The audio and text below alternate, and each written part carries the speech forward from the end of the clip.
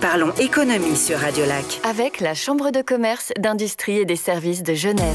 Bonjour tout le monde, vous avez vu, nous sommes jeudi, il est 14h, ce qui veut donc dire que oui, nous parlons économie. C'est en direct sur Radio Lac, c'est quand vous le souhaitez sur onetv.ch. On va s'intéresser à ce festival d'innovation qui revient chaque année à Genève, Open Geneva. Les 7 ans de ce festival. Il y aura plein de choses à dire, c'est ce que l'on verra un petit peu plus tard dans le cadre de cette émission. Bien entendu, autour de cette table également, je vais déjà dire bonjour à Pierre Morgon. Bonjour. Bonjour. Vous êtes Managing Director Europe de CanSino Bio. CanSino Bio, c'est la pharma. C'est la pharma en biotechnologie, puisqu'en fait, c'est une société positionnée uniquement dans le secteur des vaccins humains. Société d'origine chinoise. Comme son nom l'indique, elle a des racines aussi canadiennes et 2 usines de production basées l'une à Shanghai et l'autre à Tianjin. Pour les amateurs de géographie, ça se situe à peu près à 180 km au sud de Pékin, sur la mer. Et voilà, société cotée en bourse à Hong Kong et à Shanghai. Société en partie chinoise qui fait des vaccins. Vous ne vous êtes pas fait que des amis, vous, récemment, j'imagine. Disons qu'on a connu, des temps un peu compliqués. Compliqué, pas qu'au niveau de la population. Les explications avec les autorités ne sont pas toujours non plus particulièrement simples. Quand on est à la fois entre la pression de l'intervention pour la prévention d'une pandémie d'un côté et de l'autre la nécessité de démontrer l'efficacité et la bonne tolérance des produits. J'ai un peu l'habitude, je travaille dans ce domaine depuis la fin des années 80, donc c'est pas ma première pandémie. Vous avez le cuir dur. L'aiguille a du mal à passer presque. Je ne sais pas si l'aiguille a du mal à passer, mais un peu comme les crocodiles, où ça, au bout d'un moment, on développe un cuir un peu épais. Exactement, on parlera effectivement de cette course, de cette compétition vaccin un petit peu plus tard avec vous. Et notre premier invité, le voici, bienvenue. Parlons économie sur Radio Lac. Le Focus. Bonjour Lionel Brasier. Bonjour. Vous êtes directeur des supermarchés Migros Genève. Alors on pourrait parler d'énormément de choses et on va le faire bien sûr avec vous, mais intéressons-nous plus particulièrement à ces nouveaux modes de consommation et tous ces labels. Chez Migros Genève, vous avez plus de 700 références différents. Il y a notamment ce fameux label de la région, GRTA Genève, qu'on connaît bien. Quelle est la plus grande difficulté dans le fait de proposer des produits, des bons produits au sens qualitatif, des produits locaux et des produits pas trop chers, tout ça pour des clients? Alors, les labels, c'est effectivement quelque chose qu'on développe beaucoup parce que c'est aussi une question de confiance. C'est-à-dire qu'on met un label, les consommateurs savent ce qu'ils vont trouver. Le plus gros challenge pour développer le local, et c'est notre priorité, s'il y a un label qu'on veut développer à la Migros, c'est de la région, avec Genève Région Terre Avenir, c'est de trouver du sourcing, de trouver des producteurs. Voilà, on veut développer, bien entendu, le maraîchage, des fruits et légumes, mais aussi des produits d'épicerie, de la viande, pourquoi pas du poisson du lac. Et puis, on a beaucoup de contacts avec plein de petits producteurs pour les inciter à venir à la Migros. Alors, il y a une Migros, je vais prendre un exemple, je pourrais prendre n'importe quel Migros, mais admettons, tiens, les eaux vives, c'est au bord du lac, c'est sympathique. Le week-end, il y a aussi un marché aux eaux vives, il y a aussi des producteurs de la région. Alors, pourquoi j'irais plutôt à la Migros? Alors, on a vu pendant la pandémie, il y a eu une frénésie des achats à la ferme. Et puis après, c'est un peu retombé comme un soufflet. Alors, nous, on a aujourd'hui 7 à 800 références de la région. Et puis à terme, on veut les porter à 1000. J'ai envie de dire quand même, si vous allez au marché à Rive, il faut quand même bien vérifier que vous avez des produits de la région. Je ne suis pas sûr. Alors que quand vous venez à la Migros, nous, on a une traçabilité et puis on montre exactement d'où viennent les produits. Donc, Et comment est-ce qu'on rémunère? Parce qu'on entend souvent dire, mais je ne sais pas si c'est le cas à la Migros, je ne suis pas en train de dire ça, on entend souvent dire, forcément, quand il y a un gros acteur, il peut faire sa propre politique de prix au détriment du producteur. Et quand on est dans des zones aussi petites qu'une région, quelle qu'elle soit en Suisse, forcément, on peut se poser la question. Alors, on achète au prix du marché. Il n'y a pas des prix spéciaux des producteurs genevois ou vaudois pour la Migros. On achète au prix du marché. Et on a même tout intérêt parce qu'aujourd'hui, on multiplie nos demandes pour avoir plus de diversité, quoi. À Genève, historiquement, on a beaucoup de tomates, de concombres, mais on veut aussi des légumes de pleine terre. Puis le réchauffement climatique le permet aussi. Alors vous dites de pleine terre parce que les tomates sont beaucoup en serre à Genève. Alors voilà, il y a beaucoup de serre. Voilà. Et effectivement, on a envie d'avoir des endives. Typiquement, l'été prochain, on va lancer le melon de Mérin. Et puis nous, la Migros, on doit aussi accepter d'avoir des petites quantités, des arrivages, parce que nous, on est plutôt habitué à traiter des palettes. Donc ça, on doit aussi un peu changer de paradigme. Et puis on doit aussi soutenir les producteurs, parce que si on veut qu'ils testent des choses pour nous, qui prennent des risques en termes de plantation, aussi on doit leur assurer un partenariat de long terme. Alors c'est intéressant ce que vous venez de dire, ça veut donc dire que le marché est véritablement en train de changer. Si même vous dites on est traditionnellement habitué aux palettes, là on va y aller par petites touches, il faut réapprovisionner, c'est un mode de fonctionnement différent pour vous aussi. Ah oui, absolument. Et puis pour nous, c'est vraiment stratégique parce qu'en fait, tous nos concurrents, ils ne sont pas locaux, hein, ils prennent des décisions à Bâle, à Zurich, puis en France voisine, à Paris. Et nous, on est vraiment les seuls à avoir un centre de décision à Carouge, et ce qui nous permet de vraiment jouer l'assortiment local. Donc je dirais pour nous, en termes marketing, c'est même un USP, c'est-à-dire que si les gens veulent trouver des produits locaux, ils viennent à la Migros. Proposition unique de vente, hein, USP, Ah ouais, Unique Selling Proposition. c'est un peu jargon. C'est pour les anglicismes. Alors oui, sans vouloir citer un concurrent, on rappelle que Migros est une coopérative. Absolument, on est une coopérative et puis moi-même je participe souvent à un comité coopératif. On a des échanges très réguliers avec les coopérateurs qui sont nos actionnaires. Mon voisin parlait de sociétés cotées en bourse. Nous, on est une vraie coopérative de consommateurs. Et puis, ça se retenait dans nos valeurs, mais également dans les contacts qu'on a avec les coopérateurs. Mais c'est ce que je trouve assez compliqué, j'imagine, à mettre en place. Mais c'est presque une question pour tous les deux. Cela dit, si vous voulez réagir, Pierre Morgon, vous le pouvez. C'est-à-dire que c'est une réponse locale à une question qui, elle, est globale. Le fait de bien manger, c'est global. Oui, c'est global. Après, il y a plusieurs angles de vue pour bien manger. On développe le bio, on développe. Il y a beaucoup de choses qu'on développe. Mais après, pour nous, ce qui fait sens, puis on l'a particulièrement vu ces dernières années, c'est de développer le local. Et on est persuadé qu'à terme, il va y avoir des grands problèmes de pénurie dans le monde entier. De sourcer à l'autre bout du monde des tomates ou des patates, ça va au-delà de l'attente des consommateurs, ça va être de plus en plus difficile. Et nous, on incite vraiment à développer aussi de la culture locale parce qu'à terme, on pense que pour nourrir la population, ça va jouer sur le local. Même chose finalement dans la pharma, Pierre Morgon, ou pas? Alors, on voit un peu une tendance du même ordre. Elle a été d'ailleurs exacerbée par la pandémie. Finalement, ce que cette situation a fait apparaître, qui n'avait pas du tout émergé au moment de la pandémie de grippe H1N1 en 2009, qui avait été finalement assez courte, c'est le côté de tension extrême alors je vais le dire en anglais, je suis désolé, en supply chain, enfin des chaînes d'approvisionnement des matières premières. On a vu des situations épouvantables alors évidemment les flacons en verre, vous imaginez bien, mais également des consommables de production et des principes actifs. On le voit aujourd'hui sur certains médicaments. On a vu pendant des années, pour des raisons économiques, l'industrie pharmaceutique en général et biotechnologique en particulier, délocaliser certaines productions dans des pays émergents, notamment en Inde, en Chine, pour avoir un avantage concurrentiel en raison du faible coût de la main-d'œuvre dans ces pays-là. Garder le bon niveau de qualité avec un avantage au niveau de la main-d'œuvre. Et puis le jour où vous avez un petit nombre de sites industriels de très grande taille qui approvisionnent le monde entier et où les circuits d'approvisionnement ne fonctionnent plus, qu'est-ce que vous avez créé? Des goulets d'étranglement. Et donc, on assiste au contraire à une marche arrière avec finalement une démarche qui vise à implanter un plus grand nombre de plus petits sites localisés près des bassins de population. Et donc, finalement, on retrouve un peu cette logique. Ouais, c'est assez impressionnant. D'ailleurs, alors d'un mot, pourquoi est-ce qu'il n'y a pas de pharmacie Migros? Pourquoi je ne peux pas me faire vacciner contre le Covid avec le vaccin de CanSino Bio directement à la Migros? Alors, Migros, au niveau du groupe, on a investi dans Medbase. La santé fait partie de Migros. Donc, au niveau du groupe, il y a aussi Tsour Rosé, qui est une pharmacie discount qui n'existe pas encore à Genève, mais qui existe dans d'autres cantons. Et puis, nous, on investit au niveau, de la santé à Migros Genève avec Nature. On a développé des magasins bio avec des naturopathes. Et puis, on vend également des huiles essentielles, des compléments alimentaires naturels à Balexer et Plein Palais. Donc, la santé est un grand thème. Tant que vous vendez surtout du vieux gruyère salé, moi, ça me va bien. On se retrouve dans quelques instants sur Radio Lac. C'est Parlons Économie jusqu'à 15h. Parlons Économie sur Radio Lac. Le Focus.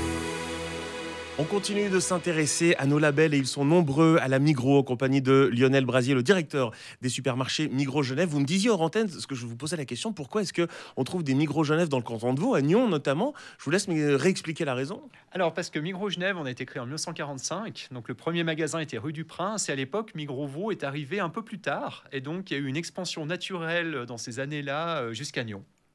Tout simplement. Zone 022. Voilà, c'était aussi simple que ça, vous voyez. Suffisait de demander. On voit depuis quelques années l'expansion du bio, l'expansion du vrac, à la Migros également. On voit d'ailleurs des bacs. Comment ça se situe dans votre chiffre d'affaires aujourd'hui? Est-ce que ça pèse lourd? Alors le bio, en général, alors pas spécialement pour la Migros, mais c'est environ 10% des ventes. Il y a eu un très fort développement ces dernières années, là ça a plutôt tendance à se tasser. Et puis nous, on développe beaucoup le bio bon marché, parce qu'en fait, une des forces de la Migros, c'est de démocratiser des bons produits. Donc on vend des produits Al Natura qui sont très bon marché, souvent moins cher que la concurrence, et puis de la France voisine, hein, j'ai envie de le Moins dire. cher que la France voisine, Ouais. où on trouve d'ailleurs des Migros. Oui, absolument. Mais on a beaucoup de produits aujourd'hui qui sont moins chers que la France voisine et on a de plus en plus de clients qui disent qu'ils veulent plus aller s'enquiquiner d'aller en France. Donc ça, on le reçoit très positivement, puis on voit revenir plein de nouveaux clients. On a aujourd'hui, par exemple, les fruits et légumes. On a fait des relevés encore semaine dernière. On est 15% moins cher que la France voisine. Sur les fruits et légumes. Et ouais. Dis donc. Et Ça, en plus avec du local. ça, c'est magnifique. Alors tiens, un exemple que je prends extrêmement souvent sur le bio, c'est un exemple qui vient de la Migros en plus. J'aime bien les framboises, j'ai acheté des framboises, je le fais vite parce que je l'ai rappelé déjà la semaine dernière. Je rentre à la maison et je vois que mes framboises bio viennent de Thaïlande. Et je me dis, est-ce que c'est mieux d'avoir du bio thaïlandais ou du pas bio à côté de chez moi? Est-ce qu'il y a une réponse à ça? Ah bah nous, le choix qu'on a choisi, ça n'empêche pas effectivement qu'on puisse vendre des produits. On essaye de limiter de plus en plus, mais on en a encore. Puis après, Et vous avez aussi de très bonnes framboises à côté de chez nous en et saison, on est vend d'accord. des On framboises est d'accord. également de la région qui sont fabriquées à Troisnay, mais en saison. Et puis, c'est vrai que nous, on pousse vraiment le local. Puis, ce que je vous disais, c'est que nous, comme c'est un élément de différenciation, parce qu'on est le seul commerçant de détail à être local, nous, le choix qu'on fait, c'est le local, clairement. Et le vrac, donc, on a entendu parler de ça énormément. Là, j'ai l'impression qu'on en entend un petit peu moins parler. Est-ce que pour Migros, c'est aussi une vraie différenciation ou c'est pour répondre à quelque chose qui peut-être aura été une tendance passée? Alors, nous, on a énormément de demandes. Puis le vrac, en fait, nous, on a mis en place 190 silos vrac à Balexer. Ça marche bien. On a des bonnes tendances. Mais le vrac, on le développe aussi en diminuant le plastique sur les fruits et légumes. On a réintroduit, par exemple, de l'eau en bouteille de verre consignée, l'eau Valet.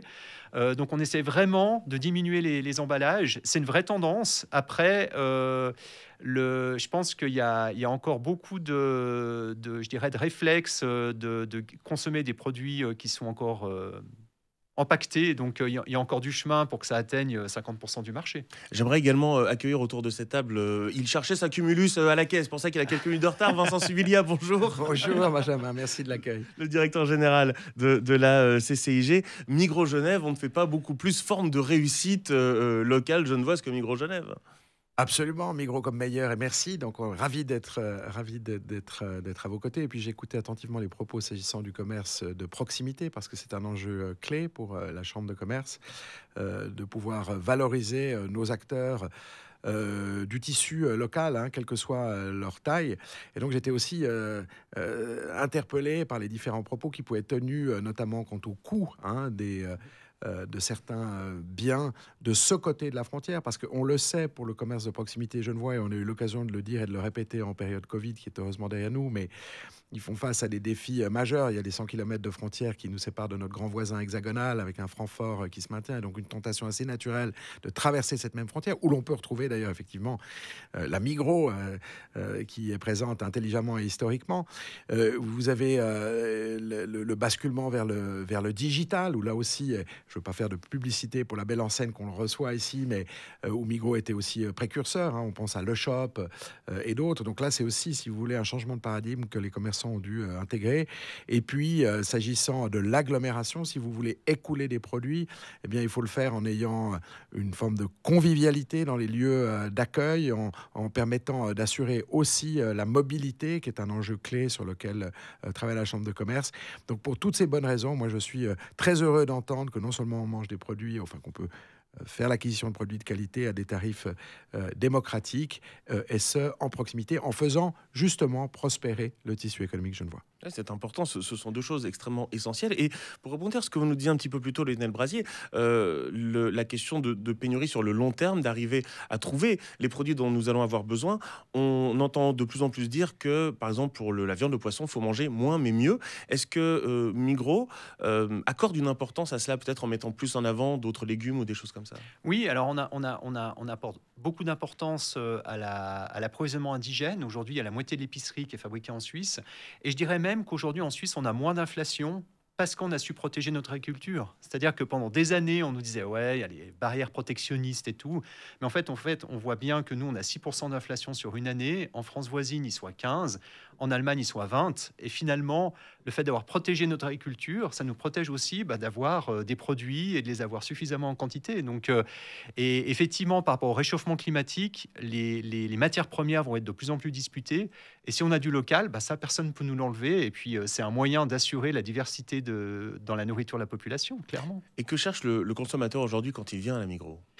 Il cherche beaucoup de choses. Je pense que on a beaucoup parlé du local, ça reste vraiment un axe fort. Il y a aussi le convenience. On a un atelier de fabrication à Carouge où on fait des pâtisseries, on fait des salades, des sandwichs, d'ailleurs avec pas mal de produits Genève Région Terre Avenir. Et on voit aujourd'hui que les plats cuisinés, le fait d'acheter des produits tout prêts, c'est un essor qui est très très fort.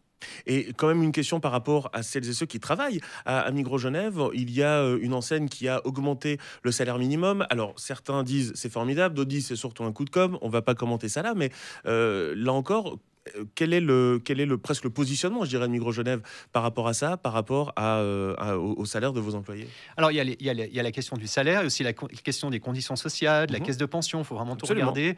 Et puis nous, on a la plupart de nos employés, ils sont à 80, à 90 ou à 100%. Et puis, il y a des enseignes qui font beaucoup de pubs, mais ils ont beaucoup de gens qui sont à 20, 30, 40%. Et puis, les gens qui touchent un salaire entier, je dirais, c'est pas forcément la majorité. Donc après, il faut comparer ce qui est comparable. Et puis, globalement, qu'on ait des salariés qui soient bien formés et bien payés, c'est clair. C'est clair. Avec également beaucoup d'apprentis. On voit souvent les publicités pour la Migros. Non, mais c'est important pour démarrer une carrière également et d'être ouvert à cela, parce qu'il y a beaucoup d'entreprises qui disent les apprentis c'est bien, mais pas chez moi. Nous les apprentis, on en a environ 120 par année. C'est un vrai thème de développement parce que pour nous, on a envie d'avoir aussi des vendeurs qui soient passionnés par le commerce de détail, qui aiment les produits, qui aiment les clients. Et plus on a des jeunes qu'on forme tôt, plus ça assure la relève aussi. Vous êtes Lionel Brasier, le directeur des supermarchés Migros Genève. L'heure n'est pas encore à la relève pour vous. ou si, je ne sais pas. Sait-on jamais. Merci beaucoup d'être venu nous voir. Parlons économie sur Radio Lac. Genève innove. Bonjour Pierre Morgon, managing director Europe de Cannes Sino Bio. On va parler pharma, on va parler vaccin avec vous. Et on vient d'écouter, mine de rien, sur Radio Lac, un titre signé Kiss, quelque chose qu'on ne pouvait plus du tout faire en attendant que le Covid, non pas passe, mais en tout cas qu'on puisse s'en prémunir. Cannes Sino Bio, qu'est-ce que vous avez fait dans cette course au vaccin ? Alors, la société est une société qui ne travaille que sur des vaccins humains. Elle a été fondée en 2009 par des gens qui ont fait quasiment toute leur carrière dans l'industrie du vaccin, un peu comme moi. Et elle est implantée donc en Chine avec deux usines, une à Tianjin, une à Shanghai. Et on a un portefeuille de produits dont certains sont déjà commercialisés. Il y en a un vaccin Ebola. On a un vaccin coronavirus qui est un vecteur viral. Donc c'est le même type de technologie que le vaccin d'AstraZeneca ou le vaccin de Janssen. On a une première mondiale qui est le premier vaccin au monde inhalé, qui aujourd'hui soulève beaucoup d'intérêt de la part de l'Organisation mondiale de la santé et des grandes instances qui travaillent dans le monde de la vaccination, parce que finalement c'est une nouvelle voie d'administration des vaccins qui, pour les pathogènes respiratoires, présente évidemment beaucoup d'intérêt. Qui fonctionne comment ? Enfin, on a peu de temps évidemment, mais... Alors, je vous le raconte en 2 mots. Le principe consiste en fait à utiliser les mêmes techniques qu'on utilise pour certains médicaments qu'on donne aux asthmatiques, par exemple, aux gens qui ont des pathologies respiratoires. La formulation liquide est placée dans un appareil qui s'appelle un nébulisateur et qui le transforme, le liquide, en une espèce de brouillard de gouttelettes extrêmement fines que vous pouvez absorber par la bouche et qui vont se déposer jusque dans les poumons. Et concernant je reviens sur le Covid parce que j'avais une question extrêmement précise pour vous. Quand on travaille extrêmement dur sur un vaccin contre le Covid et que finalement d'autres avant vous sortent des vaccins, ce qui ne veut pas dire que le vôtre n'est pas bon évidemment, mais vous n'étiez pas le premier dans cette course. Si ? Alors au début, on a démarré assez tôt. Et puis après, on a rencontré les difficultés que rencontrent les petites entreprises, que Cransino n'est pas une entreprise gigantesque, on n'a pas la puissance financière et organisationnelle des grands groupes. Donc, on rencontre des obstacles pour d'abord financiers et ensuite logistique pour la mise en place des essais cliniques et puis ensuite pour convaincre les autorités des différents pays. Quand on le fait en phase pandémique, il faut savoir que vous avez une espèce de difficulté particulière qui est le tiraillement entre la nécessité d'aller vite sans faire de compromis sur la qualité et sur la sécurité d'emploi. Ah bah, Alain Berset nous l'avait rappelé, aussi vite que possible, aussi lentement que nécessaire. Mais ma question se voulait positive dans le sens où je voulais savoir qu'est-ce qu'on ressent quand on se dit attends, comment ça, X entreprise a un vaccin? Zut, est-ce qu'on se pose la question? Est-ce qu'on se dit il faut qu'on pivote, il faut qu'on arrête? Qu'est-ce qui se passe? Alors, si vous me posez la question à moi, Pierre Morgon, je suis évidemment, ma nature compétitive fait que je suis très irrité par cette situation. Je sais de ne pas trop le montrer, mais je suis très irrité. Si on raisonne en termes de société, on a quand même une belle performance. On a lancé un produit qui a démontré son efficacité et sa bonne tolérance. Et on a quand même développé, à côté de la forme injectable, encore une fois, le premier vaccin inhalé au monde. Aujourd'hui, on a tous les grands acteurs de la vaccination au monde qui s'intéressent. Aussi, pourquoi? Parce qu'on a d'autres produits dans notre portefeuille contre le pneumocoque, contre la tuberculose, qui vont reprendre cette voie d'administration inhalée et qui vont présenter des premières. Donc, on est petit, mais on innove. Oui, et puis c'est pas parce que une société a fait un vaccin contre le Covid avant vous qu'il n'y a pas malheureusement d'autres maladies qu'il faut traiter et soigner. Absolument. On n'est pas, de ce point de vue-là, on n'est malheureusement pas en peine de cible de pathogènes sur lesquels on n'a pas encore de bonnes solutions. Mais alors justement, dans ce milieu assez particulier qu'est celui des vaccins, comment est-ce qu'on fait pour se distinguer quand on est, vous l'avez rappelé, une entreprise plus petite que d'autres? Et c'est pas du tout vous faire offense que de le dire. Vous savez, le domaine des vaccins, comme le domaine des médicaments d'une façon générale, notre première monnaie, c'est pas le franc, c'est pas le dollar, c'est pas l'euro, c'est les données. Les données précliniques chez l'animal et ensuite les données cliniques chez l'humain. Tant qu'on n'a pas des données de bonne qualité, on n'arrive pas à convaincre les autorités, on n'arrive pas à convaincre la communauté médicale, on n'arrive pas à convaincre les grands influenceurs qui finalement établissent les règles, les principes, en l'occurrence les recommandations de vaccination. Donc en fait, qu'est-ce qu'on fait? On travaille sur des modèles expérimentaux, en général bien établis, et on démontre que les produits apportent finalement ce qu'ils sont supposés apporter. Et comment est-ce qu'on fait pour justement avoir soit des aides, soit des rentrées d'argent? Parce que c'est aussi ça l'autre nerf de la guerre. Il y a les données, mais il faut aussi pouvoir financer tout ça. Alors absolument. Alors en l'occurrence, la société a été introduite en bourse. Elle a été cotée à Hong Kong en 2019 et ensuite à Shanghai en 2020. Donc quand on fait ce qu'on appelle des IPO, donc des introductions en bourse, on lève de l'argent. Donc à cette occasion-là, ça permet de financer le développement. On a eu et puis on a eu les ventes de vaccins Covid, notamment en fin 2020 et puis sur 2021. Sur 2022, ça s'est un peu, j'allais dire, tassé. On passe aujourd'hui dans une situation où on est un peu moins en situation pandémique, un peu plus en situation de routine, et on a d'autres produits qu'on commence à vendre en Chine et puis dans quelques autres pays. Donc pour l'instant, on arrive à financer notre développement. Il y a aussi, à côté de cela, effectivement, la recherche d'aides, de subventions auprès de grandes instances internationales, notamment. On l'évoquait hors antenne. Nous avons notamment des discussions en cours avec la fondation Bill and Melinda Gates sur notre vaccin inhalé. J'allais vous demander si la pharma c'était un marché comme un autre. J'ai le sentiment que non. Je veux dire, vous venez d'en apporter la réponse. Non, c'est probablement pas un marché comme un autre. Au sens, c'est un marché extrêmement réglementé. À juste raison. Oui, j'allais dire tant mieux. Oui. À juste raison. La deuxième chose, et c'est peut-être une différence entre les vaccins et les médicaments, c'est qu'un vaccin, c'est une intervention médicale sur une personne saine. Ça veut dire quoi? Ça veut dire que si jamais vous venez vous faire vacciner, vous allez voir les effets indésirables, vous allez avoir la douleur à l'injection si c'est une piqûre, et l'efficacité, c'est que vous allez rien voir. Un médicament, surtout si vous avez des symptômes cliniques évidents, si vous toussez, si vous avez de la fièvre, vous allez voir l'efficacité du médicament.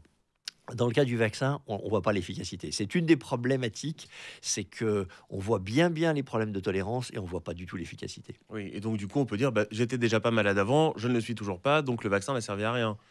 Ça fait partie des arguments qu'on entend régulièrement. Et c'est une discipline qui est un peu difficile à comprendre parce qu'elle touche à l'immunologie, elle touche à la compréhension des maladies infectieuses. Il faut se rappeler que ce sont des maladies transmissibles. Vous parliez de kyste tout à l'heure. On peut embrasser quelqu'un qui a de l'hypertension ou qui a du diabète, on risque pas d'attraper l'hypertension ou le diabète. En revanche, embrasser quelqu'un qui a la grippe ou une infection à pneumocoque ou une infection à coronavirus, on prend un risque évident. Là, beaucoup moins, effectivement. Vincent Subilia, c'est fascinant tout ce qu'on est en train d'écouter là. Fascinant, et tout ça se passe à Genève pour recentrer effectivement le débat avec une société qui a fait le choix de déployer ses activités depuis le bout du lac. Genève, donc il est bon de rappeler aussi qu'elle est cette capitale de la gouvernance de la santé, puisque c'était indiqué, l'OMS y a son siège, et d'autres institutions, notamment celles qui sont soutenues par la fondation Bill et Melinda Gates. Donc on a vraiment une convergence et un alignement de bonne volonté pour faire face aux enjeux, notamment pandémiques, dont on mesure aujourd'hui plus concrètement ce que peuvent être les risques. Parlons économie sur Radio Lac. Genève innove. Toujours en compagnie du Managing Director Europe de CanSino Bio, Pierre Morgon, qui est avec nous. Nous parlons pharma, nous parlons vaccin. CanSino Bio, si l'on regarde ce que l'on appelle le mission statement, to provide high quality, innovative and affordable vaccines. Donc, produire et distribuer des vaccins innovants, de haute qualité et abordables. Et j'aimerais qu'on s'arrête quelques instants sur ce dernier point quand même, parce que la notion de prix, elle est furieusement importante aujourd'hui. La notion de prix, elle est toujours furieusement importante. Et c'est-à-dire, paradoxalement, sur la question des vaccins, encore plus que sur la question des médicaments, où l'intention de payer ou la volonté de payer n'est pas toujours au rendez-vous, même de la part des payeurs publics. Alors, Bon, d'abord, le positionnement de la société, c'est vraiment en termes de qualité d'être au niveau des standards les plus élevés. Nos usines ont été inspectées par des inspecteurs de l'Union européenne et par des inspecteurs de l'OMS pendant la pandémie, et donc on connaît le niveau de qualité. Alors, vous imaginez bien que la qualité, elle a un prix. Et ce que nous essayons de faire, c'est d'avoir des processus industriels avec des technologies qui soient les plus récentes, les plus agiles possibles, pour avoir des prix de revient qui soient abordables. On est probablement un peu plus cher que d'autres fabricants de pays émergents, mais en termes de qualité, on garantit un niveau de qualité. Donc un ratio qualité-prix, j'allais dire, qui est d'excellent niveau, raison pour laquelle nous avons notamment notre implantation à Genève, qui nous permet d'être en discussion avec la Gavi, donc qui est une des instances qui se porte acquéreuse de vaccins pour les pays émergents. Ensuite, les redistribue, exactement. Absolument. Et aussi le fait qu'il faut, bien entendu, c'est normal, des autorisations. Il faut aussi être accepté de pays en pays. C'est-à-dire potentiellement, vous avez 220, parce qu'il y a à peu près 220 pays dans le monde qui vont acheter les vaccins, 220 manières de vendre un produit. Je veux dire, c'est assez unique, ça, non? Alors, il y a quand même des similitudes. J'allais dire, Dieu merci, Oui. on ne doit pas inventer 220 recettes différentes d'accès à ces différents marchés, sinon ce serait un peu compliqué. On parlait à l'instant des marchés accessibles par le biais de l'UNICEF ou de la Gavi. Le principe, c'est que dès lors que vous avez une certification, ce qu'on appelle la préqualification de l'Organisation mondiale de la santé, vous devenez potentiellement éligible et vous rentrez dans des systèmes d'appel d'offres. Et à partir de là, ces pays sont, entre guillemets, fournis par ces grandes instances. La difficulté, c'est que le jour où ils sont entre guillemets, ils ont leur graduation, donc en fait ils sont entre guillemets diplômés, ils sortent du cadre de la fourniture de produits gratuits, et là ils doivent commencer à payer. Et là vous rentrez dans des discussions aussi diverses qu'enrichissantes avec des acheteurs de ces pays qui sont pas non plus très agile quand il s'agit de mettre en place des appels d'offres. Alors, vous avez des régions où vous avez d'autres instances, comme la PAO en Amérique latine, qui agit comme une espèce de broker pour l'ensemble des pays et qui permet d'avoir des achats groupés. Et sur la question de Genève, revenons aussi à ça. Quel est l'intérêt pour vous d'être à Genève? C'est uniquement d'être proche de l'UNICEF, de la Gavi et d'autres instances? Alors, sans rentrer dans des secrets d'alcôve, on avait décidé d'implanter une filiale en Europe. À l'intérieur de la société, j'ai largement milité pour qu'elle soit implantée en Suisse. Je précise que vous êtes lausannois, cela dit. Non, mais je ne sais pas si ça a une importance, mais en même temps, c'est un retour à la maison. C'est une forme de retour à la maison. Et puis, non, c'était évidemment pour des raisons de proximité avec ces grandes instances internationales, et puis avec une intention affichée d'accéder progressivement, pas qu'à la Suisse, mais à l'Europe en tant que marché. La Suisse a une situation quand même assez unique d'un point de vue géographique, même si elle est en dehors du cadre réglementaire de l'Agence européenne du médicament. Vous savez que maintenant, elle est plus toute seule, hein. Le MHRA en Grande-Bretagne est devenu une autorité complètement indépendante. Et j'allais dire, le système analytique de fonctionnement d'examen des dossiers par Swissmedic est assez analogue à ce qu'on observe au niveau des autorités européennes. Donc l'intention, c'est de se servir de cette antenne genevoise pour être la tête de pont pour une implantation européenne. Et les autres acteurs de la pharma suisse, est-ce que ce sont des concurrents ou est-ce que c'est de la concurrence saine qui permet d'avancer plus vite et mieux?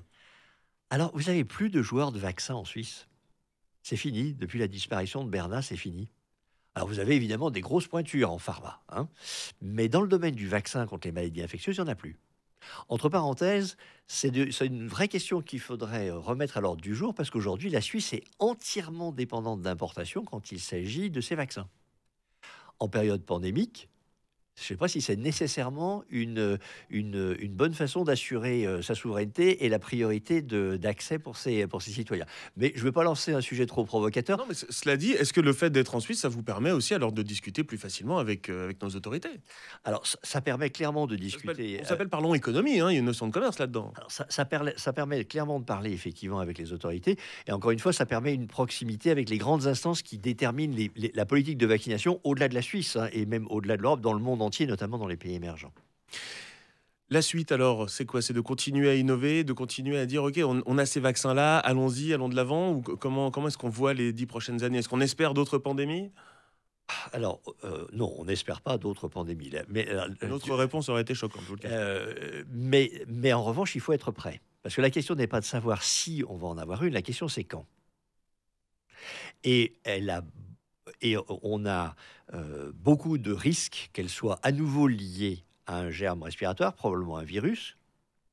La grippe est probablement le suspect le plus crédible, mais les différents coronavirus, maintenant, ont pris une bonne place dans la liste des suspects. Et puis, vous avez une autre pandémie silencieuse, dont on parle moins, mais qui tue un grand nombre de gens tous les ans et partout dans le monde, c'est la pandémie liée à des germes multirésistants, des bactéries multirésistantes, et pour lesquelles aujourd'hui il n'existe pas de solution vaccinale.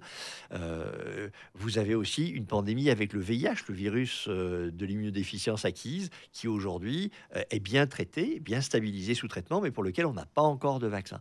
Donc on a encore un champ de développement de l'innovation qui est considérable. On a tendance aujourd'hui à dire qu'on ne meurt plus du sida, mais on meurt des conséquences du sida. C'est dramatique, effectivement. C'est assez dramatique, absolument. Je vais vous laisser le mot de la fin, Vincent Subilia, autour de tout ce que l'on a entendu, parce que c'est extrêmement dense. On est très fiers que ça se passe à Genève, mais extrêmement dense. Extrêmement dense, et puis dans le creuset de l'innovation, dont je rappelle souvent, au risque de me répéter, que la Suisse est un pionnier, et ce pour la 3e année consécutive. Donc la présence d'un acteur de poids, pour les raisons qui ont été évoquées, telles que CanSino Bio, eh bien, est un signe de la vitalité aussi de notre tissu économique. Et je souhaite que cette tête de pont au cœur de l'Europe, eh bien, puisse se développer avec le succès qu'on attend d'elle dans un domaine qui est absolument clé, parce que je dis souvent que parmi les conditions cadres pour lesquelles on se bat, on évoque la fiscalité, la mobilité, etc. Mais la condition cadre la plus essentielle, c'est naturellement notre santé. Donc, très heureux de vous avoir à nos côtés. Vous souhaitiez rajouter quelque chose? Oui, sur la question de l'innovation, parce qu'en dehors de mes activités chez CanSino Bio, je suis administrateur d'une dizaine de sociétés qui sont toutes des startups en santé, dont 3 en Suisse, une au Tessin, une à Genève et une au Biopôle d'Épalinges. Et puis, les autres sont dans des pays européens. Et je travaille avec 2 family office, 2 fonds d'investissement, et dont un où je suis le regional partner sur la Suisse et qui investissent en santé. Donc, personnellement, je vis au quotidien ces questions d'innovation. Il y a, comme vous le disiez avec juste raison, il y a un très bel écosystème, un accès à des talents Aujourd'hui, c'est un monde dans lequel on chasse des gens qui ont les bonnes compétences.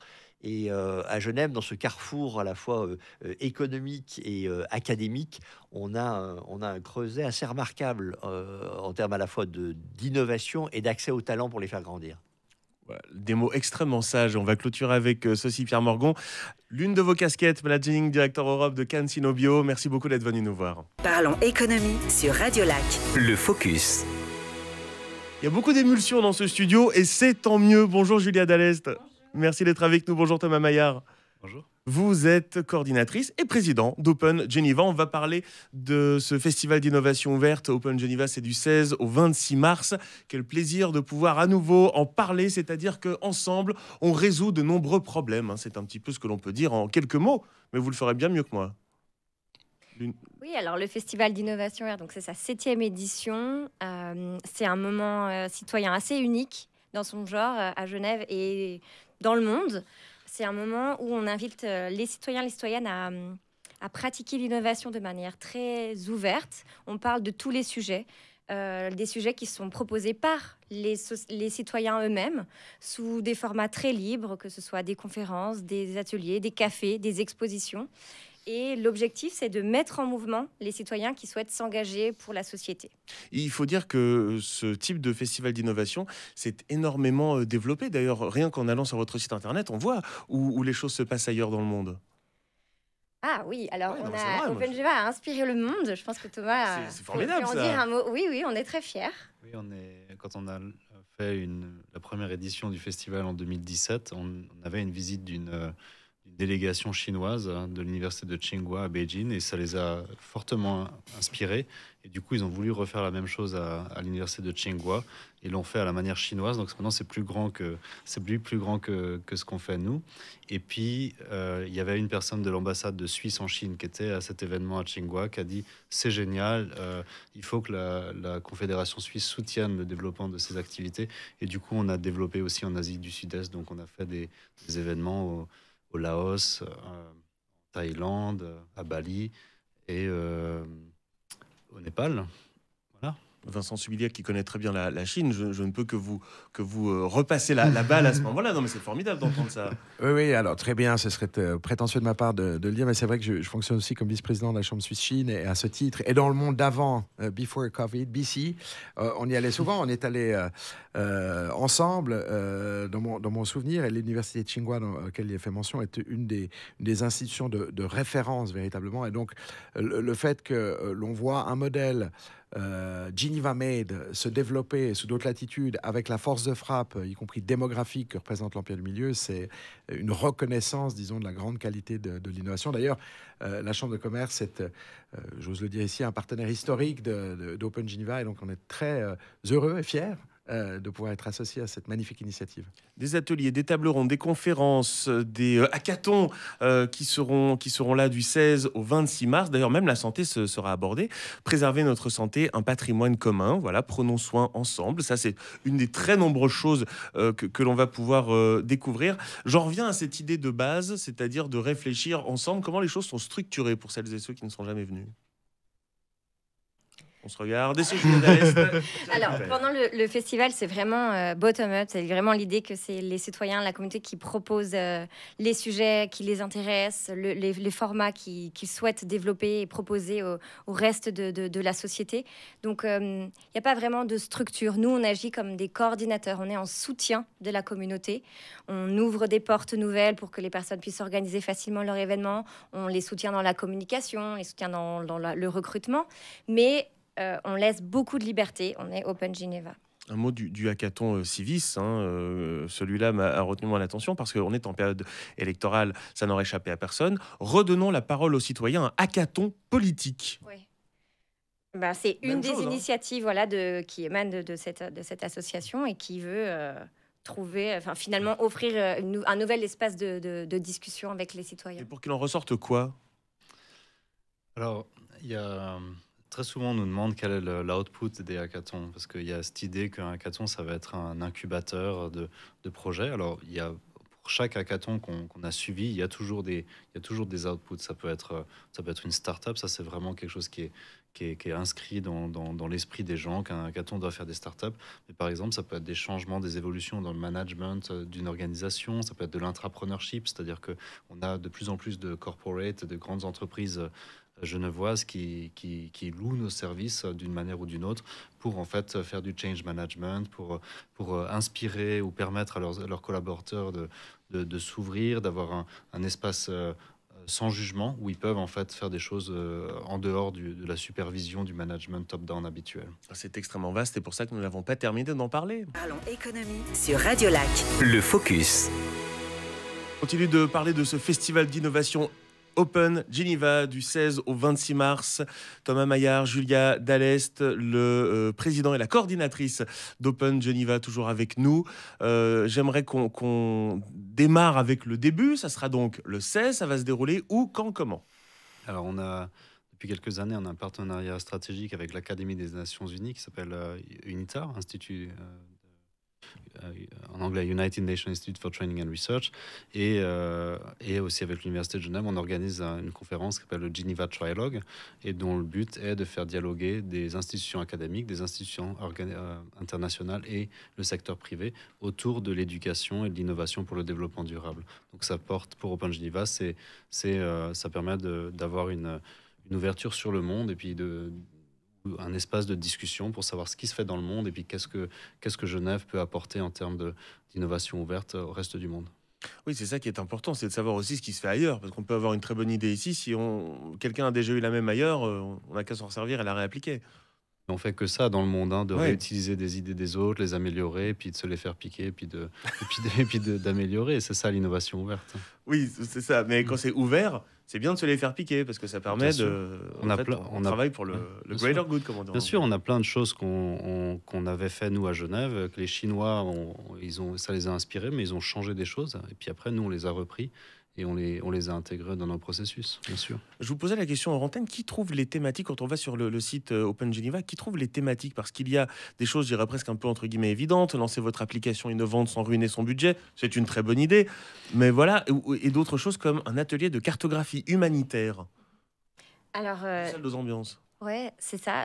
La richesse du programme du festival, elle est assez représentative de la richesse de la communauté Open Geneva.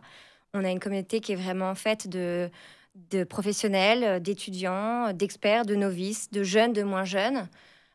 Et tous peuvent, le temps du festival, lancer un sujet d'intérêt et le concrétiser à travers un événement gratuit, un événement ouvert. Et c'est comme ça qu'on a une diversité d'événements au programme. Donc là, on a 37 événements précisément. Et c'est vrai que chaque année, c'est un renouveau. Et on est ravis de voir que chaque année, de nouvelles personnes arrivent, que ce soit des organisateurs d'événements, que ce soit des participants. Et c'est ce qui fait que notre communauté grossit et qu'on l'estime à plus de 4500 personnes à Genève. C'est impressionnant. Oui, j'aimerais aussi ajouter que souvent, quand on pense à un festival, on se dit qu'on va aller à des concerts, on va consommer quelque chose, ce qui est vraiment super. J'entends, c'est important d'aller à des concerts, c'est pas pour. Mais l'esprit d'Open Geneva, c'est qu'en fait, les citoyens soient vraiment des acteurs et puis qu'ils aient confiance, qu'ils puissent vraiment contribuer à changer les choses. Et puis ça, au début, on avait un petit peu de mal, mais maintenant, ça commence à être très très bien compris. Les gens comprennent qu'ils peuvent apporter leur pierre à l'édifice. On dit en anglais bottom-up, d'une manière où en fait, tout le monde se sent responsable et se sent acteur de l'innovation. Ça part de la base. D'ailleurs, il y aura un festival de musique inclusif dans le cadre d'Open Geneva. Vincent Subilia, c'est une fierté quand même d'avoir ça à Genève, d'avoir toutes ces idées et d'avoir ces électrons libres qui se mettent entre eux. Mais c'est l'esprit de Genève aussi. Et ça nous réjouit beaucoup. C'est le fait de pouvoir favoriser le dialogue. C'est finalement ce qui est inscrit dans notre ADN, c'est-à-dire un périmètre qui est restreint. Genève reste un village, on peut le dire ainsi, mais extrêmement global. Donc il y a un foisonnement d'idées. Et puis l'objectif, c'est de fédérer justement ces bonnes volontés avec une démarche pour avoir participé pas aussi activement que je le souhaiterais, mais puisqu'on y est associé à ce magnifique festival, l'idée de se dire que vraiment cette démarche grassroots ou bottom-up en très mauvais français, où vraiment on fait parler, il y a une dimension citoyenne dans l'opération, on fait parler, on fait éclore les talents. C'est un révélateur pour moi dans la lecture que j'en fais. Et donc oui, on est ravis, et c'est ça l'innovation, et c'est ça Genève. Pour en savoir plus, ça se passe sur opengeneva.org. L'équipe d'Open Geneva, Julia Dallès, Thomas Maillard, merci beaucoup d'avoir été avec nous. Merci beaucoup. Merci. Parlons économie sur Radio Lac avec la Chambre de commerce, d'industrie et des services de Genève. Et merci à vous d'avoir suivi cette émission. Vous la retrouvez quand vous le souhaitez sur ontv.ch. Merci à Noah Sherman pour la réalisation, Nicolas Grangier pour la préparation. À la semaine prochaine. OneTV, programmé VOD sur ontv.ch.